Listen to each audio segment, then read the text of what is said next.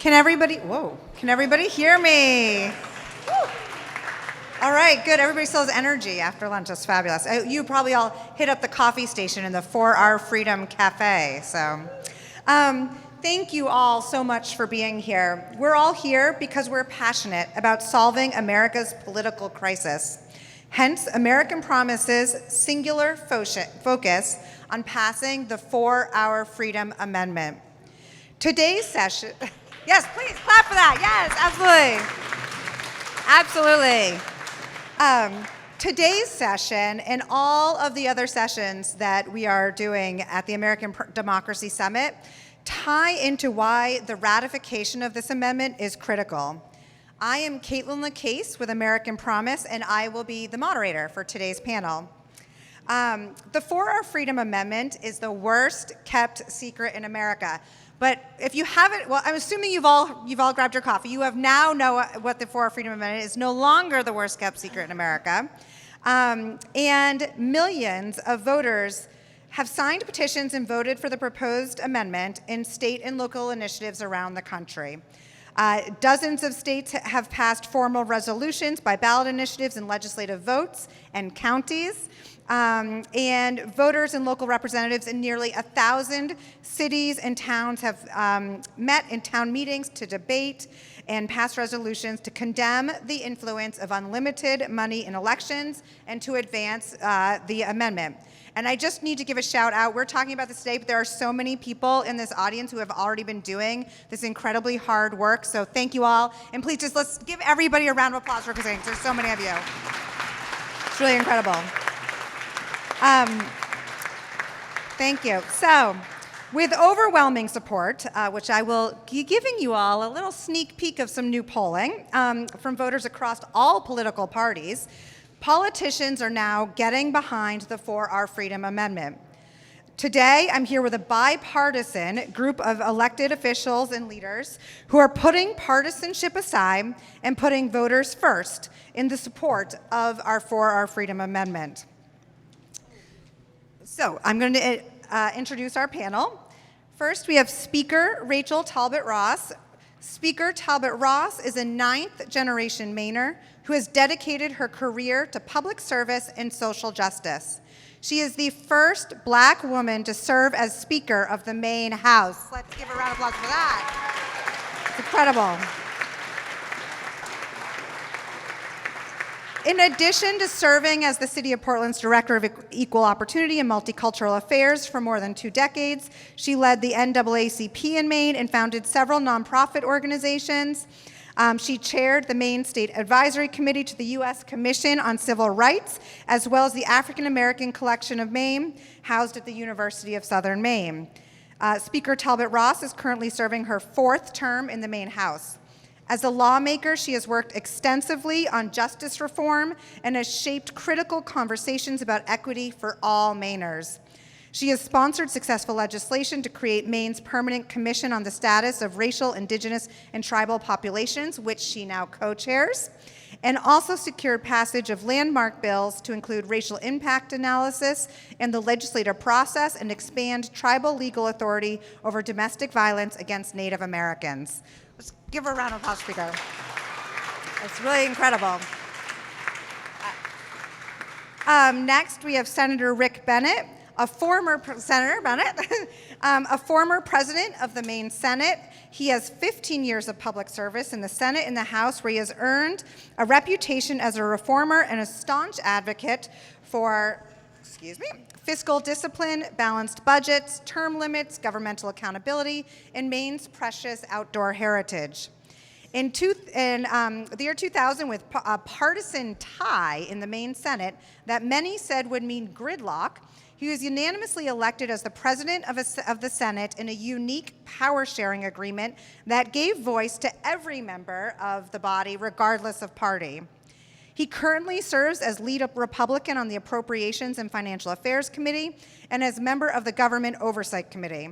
He serves as co-chair of the legislature's Children Caucus and co-chair of the Broadband Caucus. And during the last legislature, he served as the lead Republican on the Environment and Natural Resources Committee. Rick was the chairman of the Maine Republican Party from 2013 to 2017, and a Maine Republican National Committeeman from 2008 to 2012.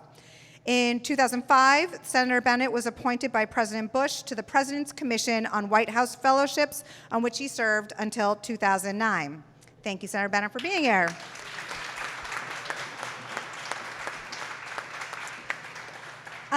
Next, we have Megan Borchardt, who is a member of the Brown County Board of Supervisors, thank you, Board of Supervisors in Wisconsin, and she is going to share with us how she helped to lead that county to pass a resolution in support of the 4-Hour Freedom Amendment. So we're grateful for her leadership on that issue, this issue. And then we have Alex Renard, American Promise Board member. He is a former Republican candidate for state senate and a local business leader and entrepreneur, and is now helping to lead the charge to pass a resolution in Wisconsin in support of the 4-Hour Freedom Amendment. So we also thank him. I am already behind schedule, so I'm going to go super quickly. I just wanted to give a little context for what we are doing today. And actually, I am going to get up because I can't see the slides while I'm doing this.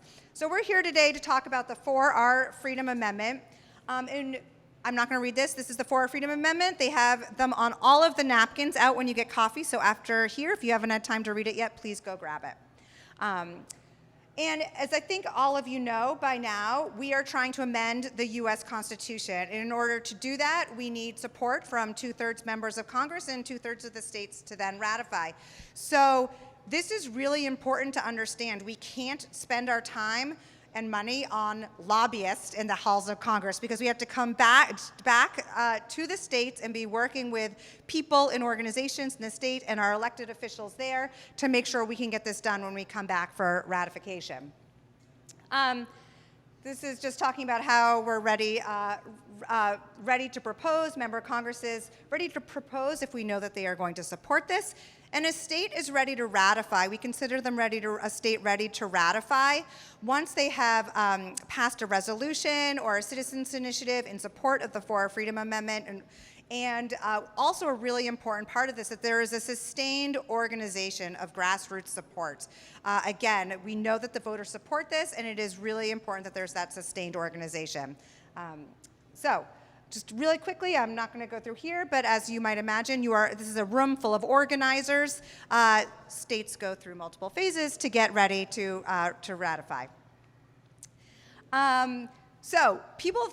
We talk about this ratifying Constitution, and many of you may have been at a panel yesterday talking about, can we actually amend the U.S. Constitution? I am sure you all left that panel thinking, absolutely, we can. And we are well on our way to doing it already. 22 states have already taken steps to support the 4-Hour Freedom Amendment. Yes. Absolutely, 22 states. And here's how we're going to get the rest of it done. So American Promise is putting staff and working in community in states, and we are ramping up quickly. Just for folks who are here, we are hiring currently in Pennsylvania, Arizona, and Wisconsin, with many more to come. So if you're interested and want to get involved, please come see us afterwards. And here's just some of the fun activity you'll get to do in talking with community and voters. And here's the thing I want to drive home. A lot of these efforts, we say we want to be bipartisan, but we're not sure, and we think it's going to be challenging to get there. Well, guess what? All voters support this, regardless of political affiliation, regardless of where they are in the country. Everybody supports this, and this is really incredible opportunity to get the job done. And if you were in the discussion yesterday about amending the U.S. Constitution, a clear theme was that whenever it's been done in the past has been a time when there's been deep and broad public support. And we have that now, and we are organizing in states and in community to make sure we can get that done. And here's some more for the amendment. So you've just seen the slide that says everybody agrees that money in politics is an issue. And guess what? Everybody also supports an amendment to the U.S. Constitution to fix it. All right, I'm done talking, and I'm going to put this up here so I'm not trying to hold everything. Thank you. And now we can get started with why you're really here to talk with these state leaders. So to start, Senator Bennett, let me get to my place, excuse me. You are the chair of a citizens initiative in Maine, and you are a Republican. Can you tell us a little bit about the initiative, the current status of the initiative, and why you, as a Republican, are leading such a measure? Sure. Oh. Thank you. It's great to be here. What a great audience. Thank you all for coming. This is so important, and I'm grateful for you to be here. This is a really exciting time. In fact, everybody in this room is interested in democracy reform, and the only issue on a state ballot anywhere in the country is our initiative that's on the November ballot in Maine to pass what we're calling the Protect Maine Elections Initiative. This is an extraordinary opportunity to do two important things. First is to close a loophole that exists not only in Maine but in many other states, because the Federal Elections Commission 2 years ago decided they didn't have jurisdiction to cover this, but to ban foreign governments from electioneering in our state referenda. Now, astonishingly,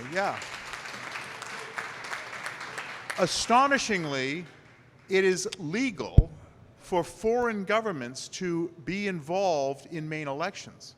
When I learned this, and there was a FEC case that they said, no, we can ban candidate involvement, foreign governments involved in candidate elections, but not in referenda campaigns. So it's banned for foreign governments to be involved in the election of lawmakers, but not in elections that make laws directly. It's absurd, and so we decided we need to close this loophole. We enacted a bill, bipartisan bill, co-sponsored. I was the prime sponsor, and it was co-sponsored by then Representative Nicole Grahowski, Democrat of Ellsworth. She's since been elected in a special election to the state Senate, and very much a leader of our effort. We've got, and we enacted it, put it on the governor's desk, and she vetoed it. And so we failed the override by a single vote in the Senate. We said, you know what? This is so important. We've got to take it to the voters. So we did that. We went out, collected 80,000 signatures. We have a broad bipartisan group. I mean, people all across the spectrum.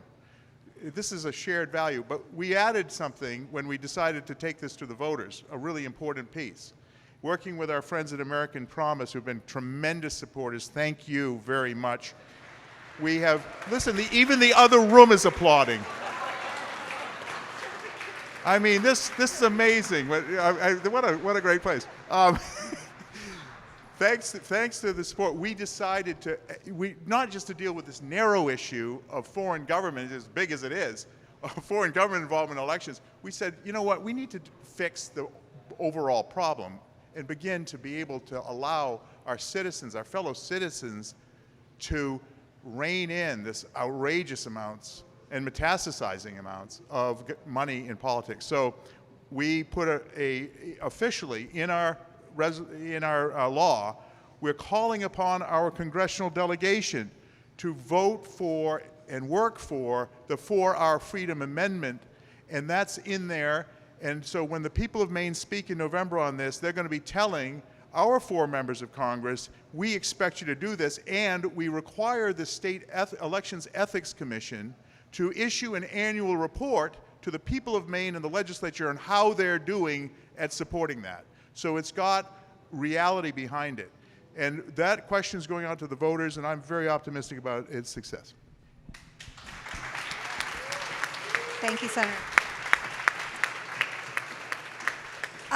Speaker Talbot Ross, Maine has been on the forefront of supporting this amendment, dating back to 2013, and you have been a strong supporter and a leading voice in these efforts, especially in this last legislative session, where actually the legislature actually enacted the Citizens Initiative because there was such broad bipartisan support. For the first time, they have elected a Citizens Initiative in nearly 2 decades. So that was really incredible. Thank you both for your leadership on that. But can you Please give us a little history about support for this issue and money and politics issues in Maine, if you want to go there, and also share why you support an amendment to the U.S. Constitution that would allow Congress and the states to reasonably limit campaign spending and contributions. Well, thank you. Thank you all for being here today. It's a pleasure to join you. It's an honor to be here with Senator Bennett and all of our other distinguished panel members. So the very first thing I really want you to know, I'm a ninth generation Mainer. I don't look like most ninth generation Mainers, but I'm very, very proud to have a family legacy in this state. I'm very proud of my state. I'm proud that Maine has a history of fair and free elections, and that Maine is considered one of the most democratic states in this country. I'm proud of the fact that Maine has demonstrated its commitment to inclusive and protective voting laws, demonstrated commitment. We have clean elections, which is how I got into the legislature, ranked choice voting, same-day registration, no photo ID to vote.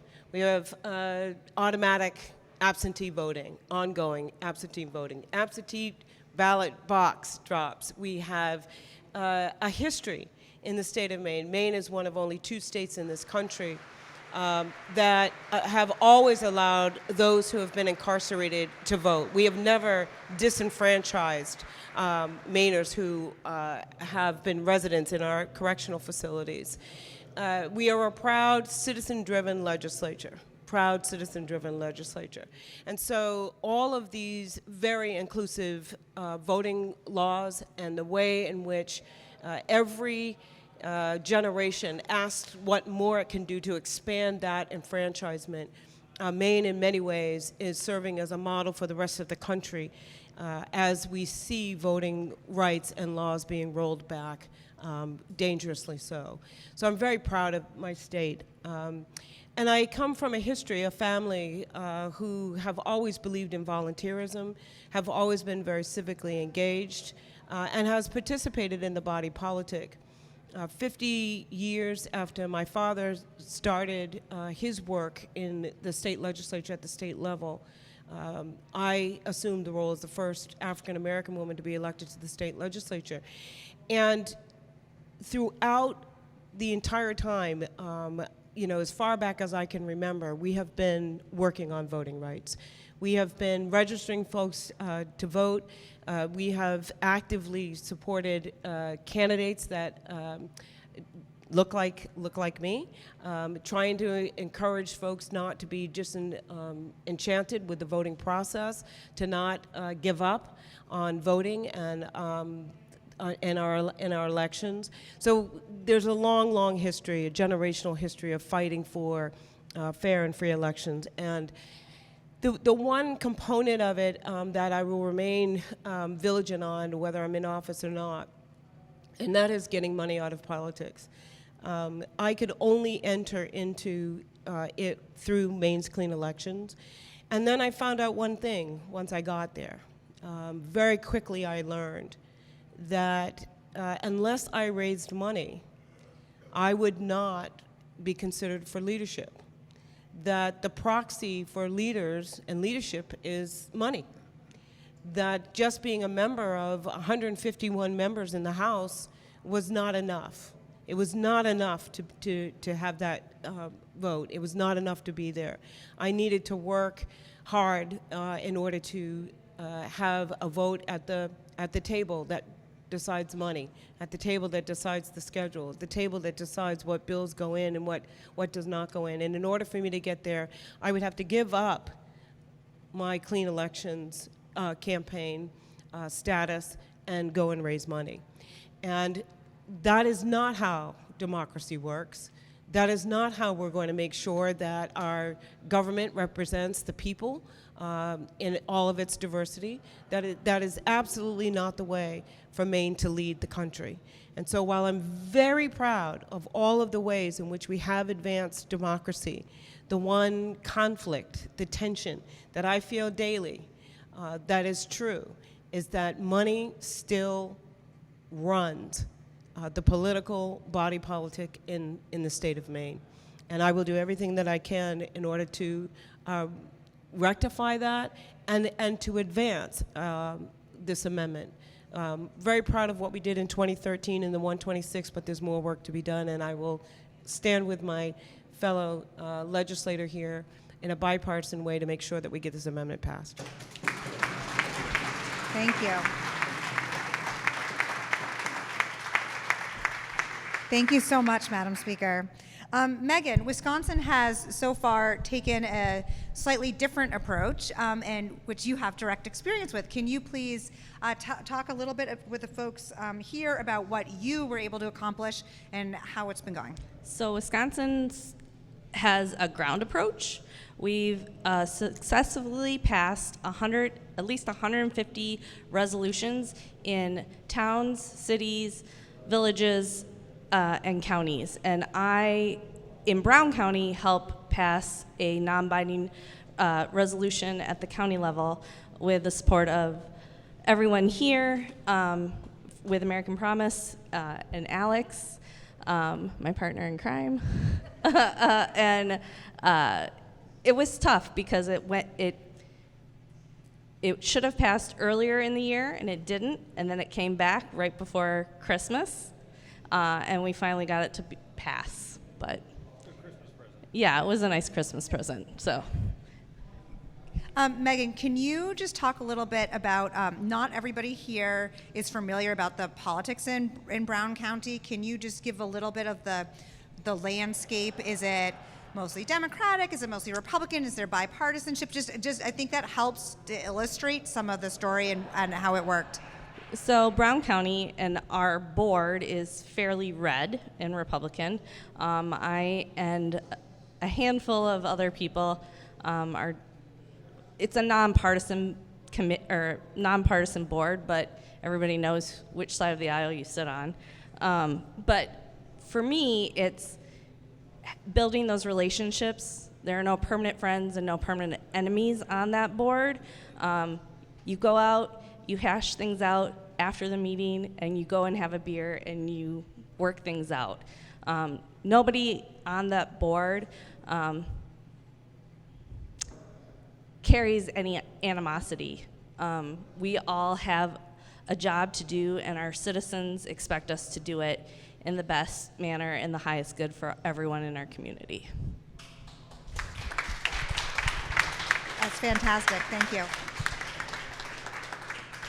Yes. Sorry. Brown County did vote for Trump both times. It also voted for Obama, though. So it's a very weird community. It can lean red and it can lean purple. So That's fantastic. Thank you. Really, congratulations for getting that work done. That's really impressive. Alex, you are helping to lead a charge to pass a resolution in the Wisconsin State Legislature in support of the amendment. Why do you, as a Republican business leader and entrepreneur, you're spending a lot of time doing this, which we are grateful for, but how did you find yourself here, and why do you think it's so important? Thank you, Kaitlin, and all of you for showing up today. It means a lot, and it shows that this movement is gaining strength every single day and that we're advancing our goal, which is important.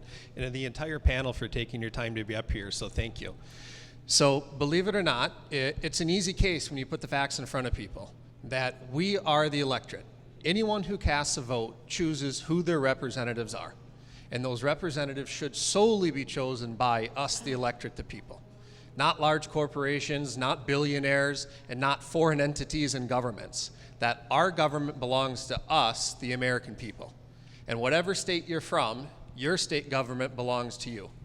The Founding Fathers in our Constitution, in the preamble, the first sentence is, "We the people of the United States, in order to form a more perfect union." That us, each state has power over the federal government, that we choose our legislators on a local level and on a national level. That it is our decision as the electorate to advance our goals through our elected politicians.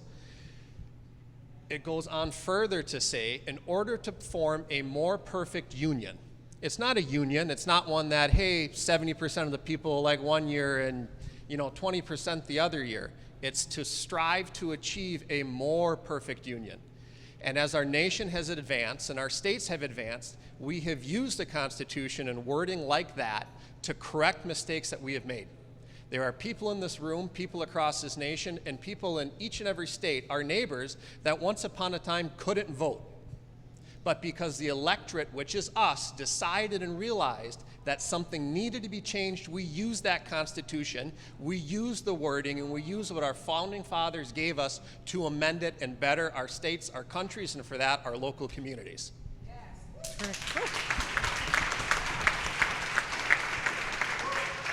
Thank you. Really, really incredible. A question, I guess, for whoever would like to take it. We've heard a little bit about the bipartisan collaboration that's been working in real time here in this effort.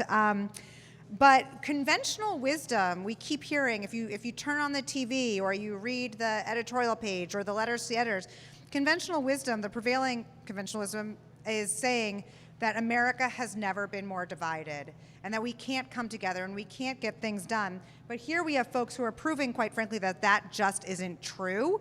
And as we know, as I showed on the slides, there is near universal support across all political affiliations for this. So the question for you is, what does the sense of political distrust and how there's a sense of that we've never been farther apart, but we know that collaboration is possible. What does that mean for this movement? And are there any lessons we can take, or what do you see as a path forward, keeping all those things in mind?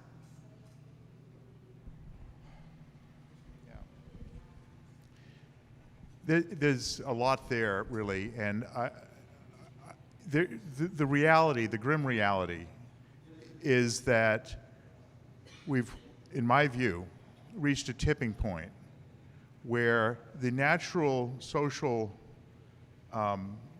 desire for people to work together and find common ground, which I think is a natural human attribute, is being torn apart by the influence of vast amounts of cash flows that are streaming through this system, which is all incentivized to keep us at each other's throats. There are people who are sending their kids through college based on maintaining that level of hostility. And so we've reached the point, this is why the money is so dangerous. It's not just that we don't like billionaires or foreign governments. It's the money is proving toxic to the best human impulses, that desire to find common ground, to work together. And so you can see from the conversation here that there are people that want to work together. I mean, I work in the legislature, not only with Speaker Talbot Ross, but with lots of people on both sides of the aisle about real pressing human problems. And often the thing that stands in the way of resolving those problems is vast amounts of money being spent by interest groups who are trying, and by the way, they don't even necessarily want to solve the problem or win it. They want to keep those cash flows coming from their clients, and I call it the political industrial complex. And that is a danger. So what we need to do on that, in my view, is to solve this problem of money in politics, do just what I've heard from my colleagues here on stage, which is like, lean into this. Accept that this is a problem. We can tackle the problem, but knowing that very powerful people and very capable, the most talented people in politics are reliant on these cash flows. That's a challenge, but we must overcome it. We can overcome it, but we need to work together on the 4R Freedom Amendment and lots of other proposals that we've heard about today and yesterday, and we'll be hearing about through the rest of this conference to tackle that.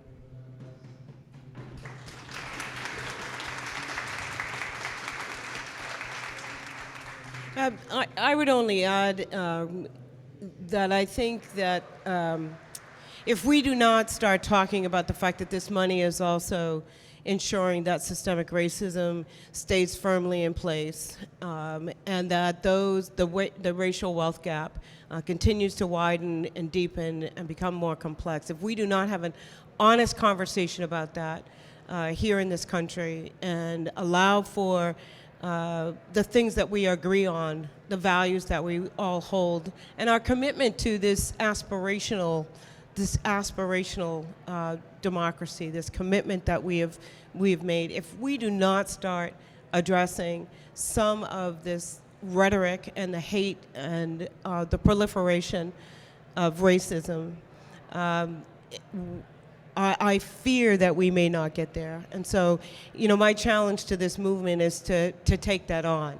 That it's not just enough to have a talking point around money and politics and to name billionaires and dark money. And we must come clean, America. We must have a truth-seeking process that identifies the influence and impact of those who want to keep racism at the center of our body politic. That's a call to action, by the way.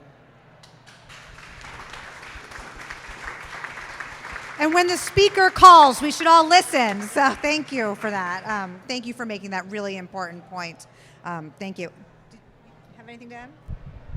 If there's ever a mic drop moment, that was just it. No, and I couldn't agree with both of you more. It is easy to divide. It is very easy to divide. It is harder to pull together. And the entities and powers that be have become master manipulators at using dark money from unknown sources to divide us. Because they know that if they divide us, they come closer to conquering us and getting their way. And that's not the way and the will of the electorate. You have two elected officials here today that have traveled literally all the way across the country to be with all of us here today fighting the good fight.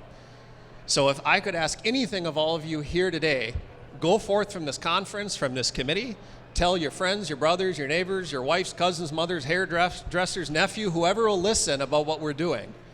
Don't pay attention to the ads and the silly, stupid robocalls that we all get 24 hours before the election. Do some research on your candidates. Look who they're funded by. See where they're coming from. And use your own minds to decide who can help carry the vision of your local government, your state government, and your federal government forward, because that's what we need to solve this issue and to address many of the problems that face this nation. In my opinion, dark money is a scourge of our political system and the single greatest threat that we have to American democracy and maintaining that more perfect government. We should always strive for better, and I think we can.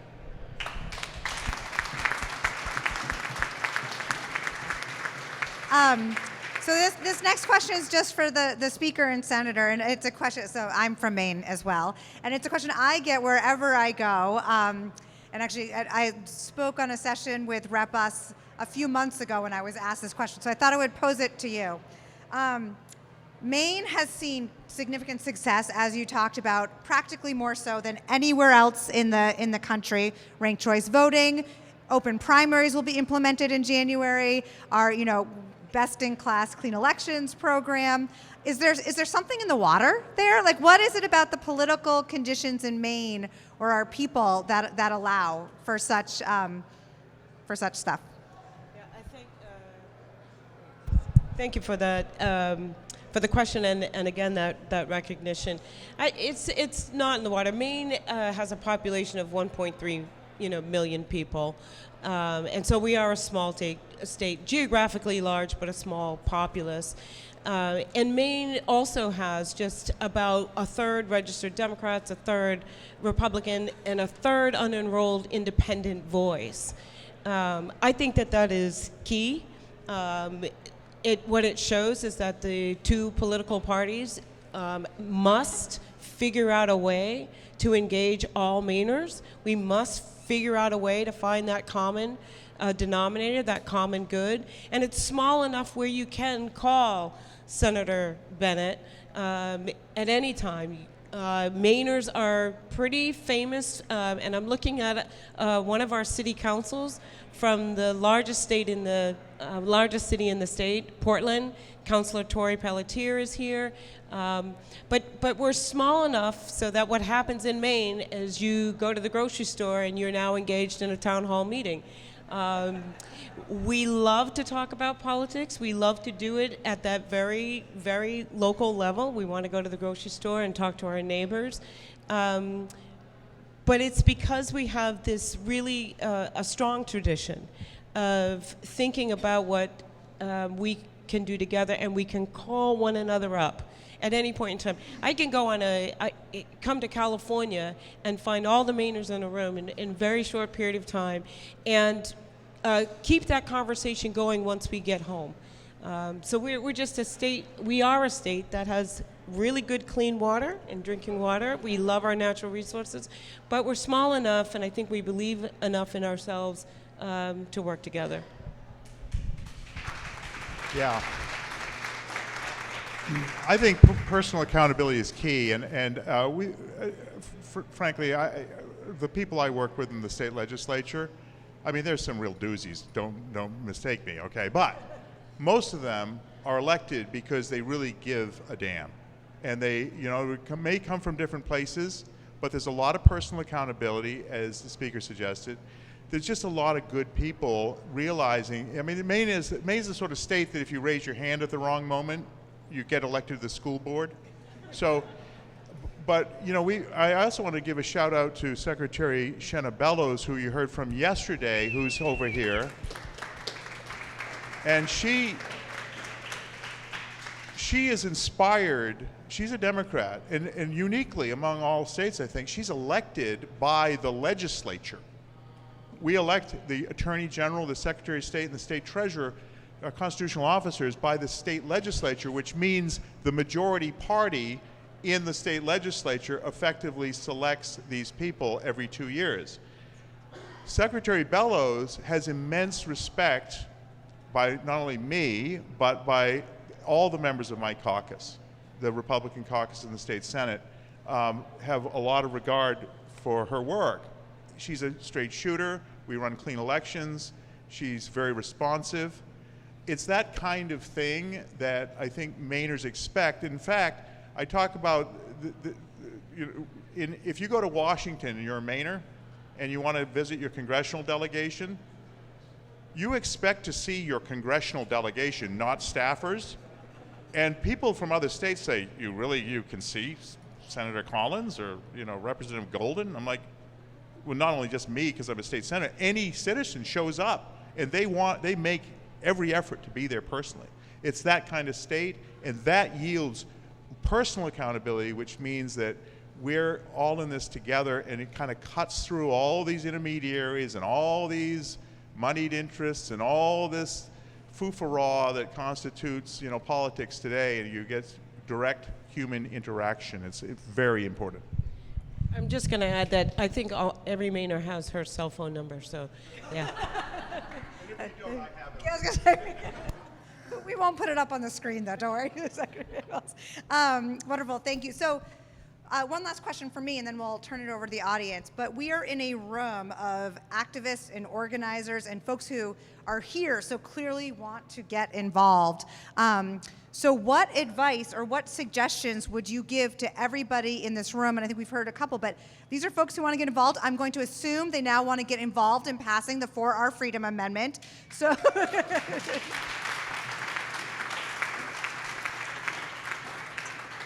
so what advice do we have for them?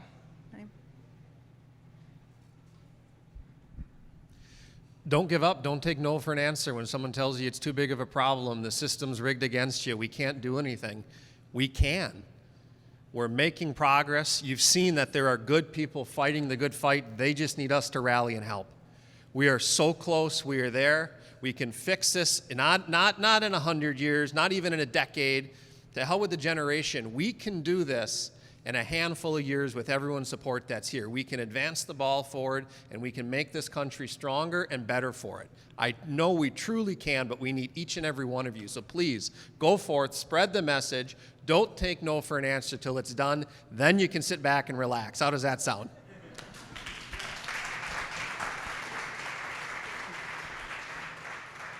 So going off what Alex just said before, call everyone you know.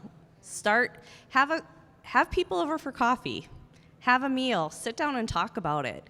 That's what is going to inspire others to come along for the ride with all of us.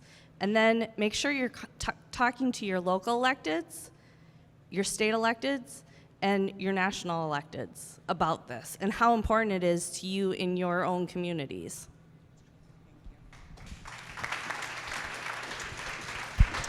Yeah, I think these are great suggestions. One of the things that's true in Maine is while we enjoy very high voter turnout, last election in November 22, highest voter turnout in the state's history. And so there's a tradition of voter participation. But what is also true is that we haven't made as significant strides in low-income Mainers, Mainers of color, and Mainers who do not own homes, so wealth. We've not made as great a stride in getting those members of those populations to vote. And so there's a sense of voter disenchantment amongst marginalized communities in Maine. And so I don't know if it's the same in your state, but one of the things we have to get over is the apathy that my vote does not make a difference, that no matter what I do, this one vote that I have, that we've worked so hard to get, doesn't make any difference. So just picking up off of the bipartisanship, I would encourage you to find someone in your neighborhood, in your town, that you know you do not agree with, that you have very different opinions about things. And I would challenge you to work on that relationship and try to figure out what that common ground is going to be that will pull the two of you together and encourage more people to exercise this right. Find someone who you don't agree with. Find someone who doesn't look like you. Find someone and bring them along. Make it the +1 campaign, right?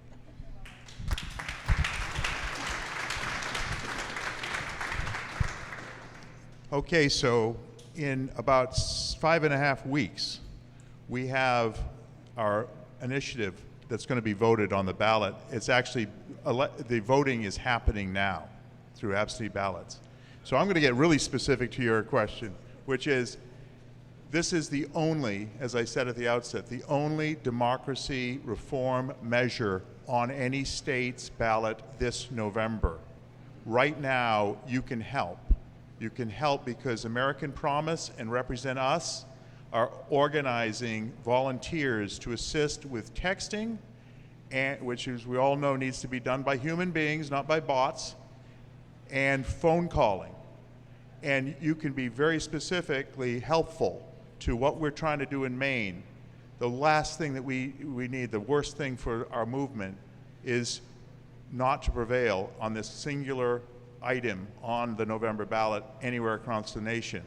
So if you could go to American Promise or Represent Us and volunteer a little bit of your time to text and make those phone calls, it will be invaluable, and you'll be helping us in Maine, and you'll be helping the movement across the country.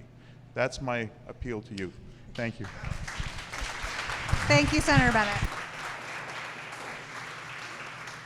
As we all know, the tactics are really important too. So it actually will make a really big difference if you have time. Sue from Rep Us is over there. She's happy to talk to you about how to do it. And if you see an American Promise person with one of the dark charcoal shirts, we can tell you how to sign up as well. So thank you in advance. All right. The best part, questions from the audience. Can somebody run this mic around so that we can hear folks?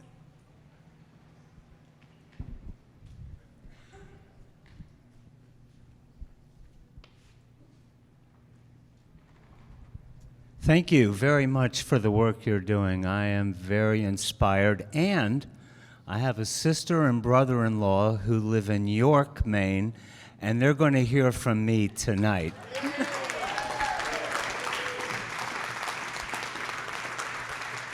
So I have a technical, kind of a technical question. You say this is passed, that is passed, that is passed. You've got 22 stars on 22 states up there. Exactly what has passed? referendums, petitions, laws? What is it that you need to have happen in order to make this happen at the national level? That's a great question. So those 22 stars represent action that states have taken. Most of those were in the form of non-binding resolutions at the State House, which is tremendously helpful, though, because that says that those legislators support the amendment, which means when it comes back for ratification, there's already support baked into the State House, and that is an incredibly important piece of the strategy. At the same time, those legislators are sending a message to the congressional delegation. We're hearing from our constituents. You're going to hear from our constituents. So you need to, get working on your piece as well. And some of them were by citizens' initiative as well, but most were by non-binding resolution. Thank you. So that's a big way you can help is if you want to help pass a resolution in your state, we are happy to chat with you about that as well. Or county or town or. Well, we'll chat. Here's a resolution from everyone on your block. Okay, and build up from there. Nothing's impossible. So I am very excited and am hoping to be one of those people who will be helping pass resolutions in my state, which is South Carolina.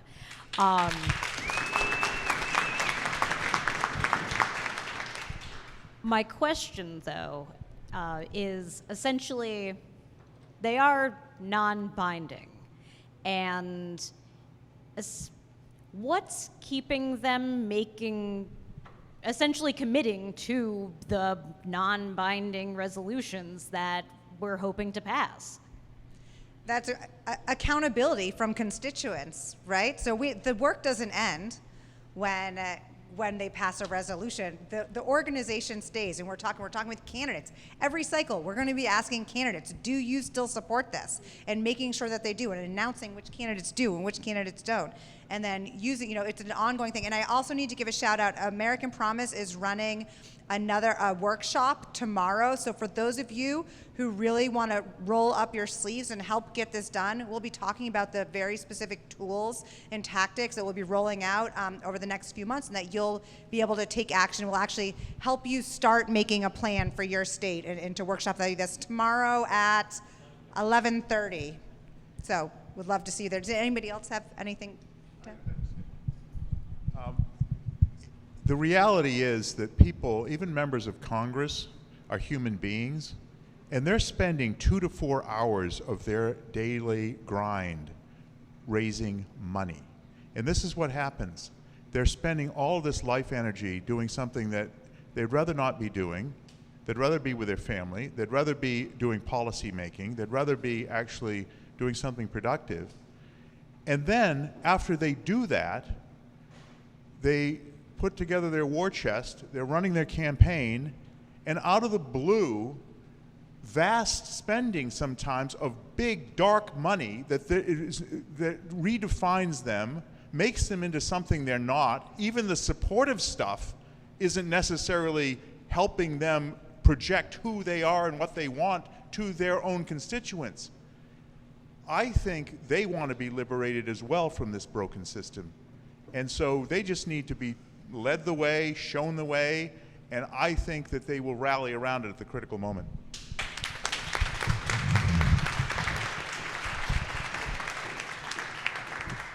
Yeah, Peter Hornbeck, American Promise. A quick question, I'm afraid to ask it though, and that would be, how do we control, or will this amendment control tax spending, which is largely negative, which is in fact what most of the money goes to, is to destroy somebody and not to help somebody. So they're not supporting a candidate, the money that comes from the PACs. How will this amendment influence PAC spending? Absolutely. So the amendment essentially allows Congress and the states to set such regulations for themselves. So that's a really important piece. The amendment itself isn't prescriptive, because if you saw the federalism panel earlier, as we know, Maine is not Wisconsin. And our elected officials in those states, in conversation and in talking with their constituents, they might come to different places as to what that should be. So, does that help answer your question?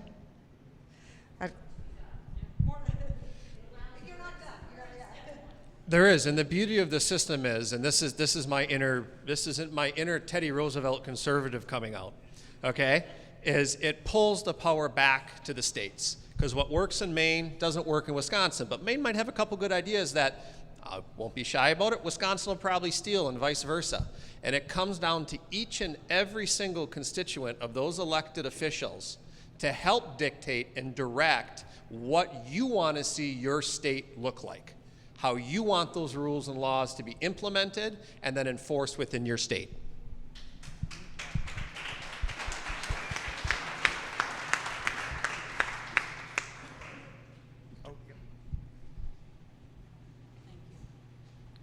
Megan, I wonder if you could say a little bit about how your experience was going before your fellow board members. How were you hesitant to bring it up? Were you anticipating being successful, or what was your challenge with that? And was the vote unanimous? It was not unanimous to start off with. It was 92% of the board voted for it, but that's after it came back for a second time. I was hesitant, but I knew I had support from the community, bipartisan support from the community, which was very helpful, and they all came and spoke at our board meeting on why we should pass this.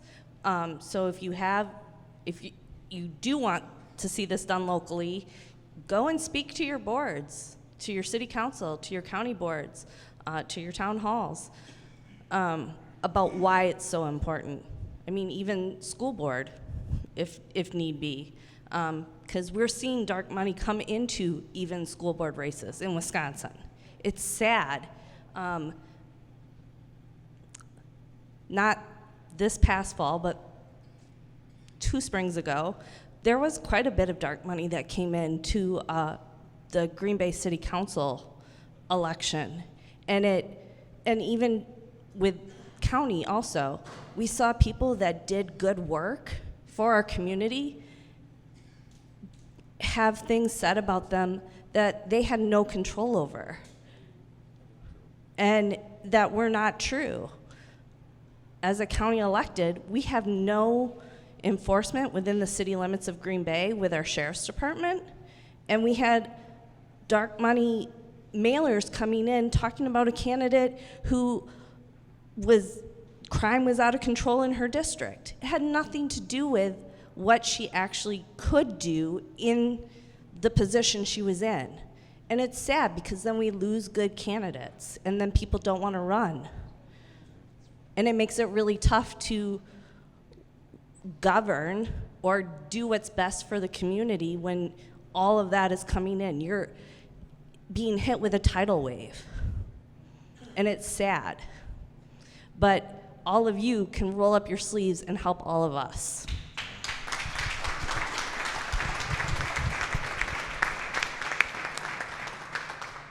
So don't end on this question, because so what is the messaging that is fighting the passage of the amendment? Like what, I'm sure it's dark money, but what are the opposition messages that you're getting in Maine that might be affected, that are helpful for us to know how to counter?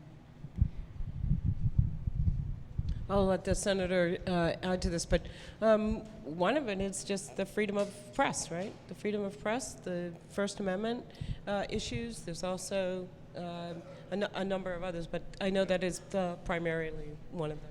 Yeah, that was when the governor vetoed the measure. She was quoting from late communications from the Maine Association of Broadcasters, whose cash flows depend, of course, on this money, and they made a bunch of what I think is spurious claims. In fact, go talk with the campaign legal senator who's here, who's done copious research on the way we drafted our language, and says it is bulletproof, constitutional. Most of the thing is this. We live in a global economy. We don't want to disturb investment in Maine, and if we don't allow foreign government entities, corporations owned by China or Canada to be able to electioneer and spend, which they have done, by the way, recently. We had an election 2 years ago where a foreign government-owned corporation spent $22 million in a referendum in Maine. And right now we've got one going on where a wholly owned subsidiary of the city of Calgary, Canada, is spending tens of millions of dollars in an election in Maine. This is real stuff. Their argument is, well, we need, and it's blended with this First Amendment thing, like, we can't muzzle these folks. They are investing in our economy. The truth is that no self-respecting democracy, certainly not Canada, allows any spending by any Mainer or any foreigner, whether they're a government, a corporation, or a person, in a Canadian election. It's just like, George Washington warned about this, that the openness in his farewell address, the openness, the accessibility of American democracy will be threatened by foreign entities trying to use that as an avenue to meddle in our affairs and undermine our traditions and our democracy. This is 200 years of this. So the argument isn't new here on our side, but this global economy is the thing that they're trying to argue. And it seems to me just absurd on its face. Ultimately, it's the swamp. It's the swamp. This combination of governmental and corporate power that's designed to enrich the few at the expense of the rest of us. And that's what we're battling.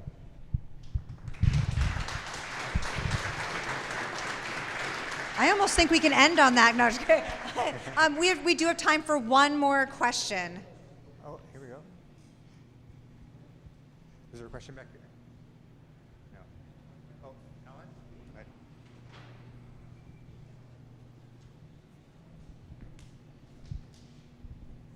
Thank you all. You're all office holders, and thank you all for candidates for office, and thank you for that service to the country and to the communities.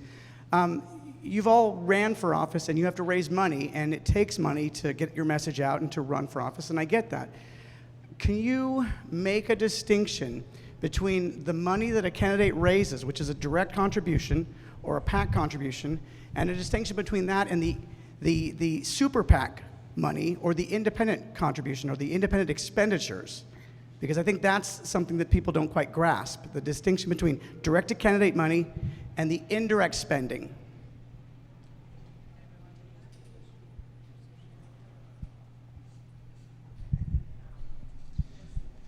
At least from my personal experience and what I've seen, the independent expenditure groups are the ones that you don't know where it's coming from. You can go onto your state websites. If it's a direct-to-candidate contribution, it's recorded, it's above board, you know where it's coming from. It's the sucker punch out of left field that you feel, but you don't know where it comes from that you hear. Exactly. It's the, you see a lovely TV commercial that starts out, wonderful colors, everything's popping, and oh, this ad is paid for by Mom's Apple Pie. And let me tell you what, it's got nothing to do with moms, it's got nothing to do with apple pies. It's, you can, but that dark money is overwhelming. It's an avalanche that comes in, it's that sucker punch that comes from where you know, where you don't know. Unlike the direct-to-candidate spending. And I think that's what Megan was chatting about, or mentioned earlier, that we had that within our city council races and even our county board races. In Green Bay, Wisconsin, a city of about 101,000, 102,000 people, we just had a mayoral election where there was roughly and this is only what we know about, this is only what we can trace, $5,000 per citizen was spent in a mayoral race. That's that dark money. That's that IE and the independent expenditure money. That's that sucker punch out of left field. Thank you. Time is up, but does anybody want to add to that? All right. Thank you all so much for coming. And to our panelists, it has just been an absolute honor to be here with you today and to be working with you and to continue to work with you over the months, but let's be honest, years to come, and with everybody in the community. And thank you all so much for being here today.